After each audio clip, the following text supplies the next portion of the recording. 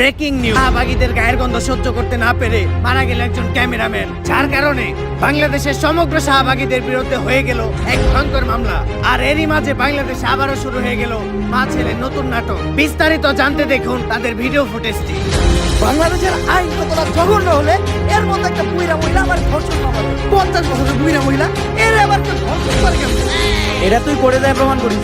আরে এগুলো কোন কত না রে, তোরা তো বড় লোক, আমরা তো গরিব। বিএমডব্লিউ ঘুরি, আমরা তো গরিব। কোন আইন এগুলো তো আমার বলে কেন?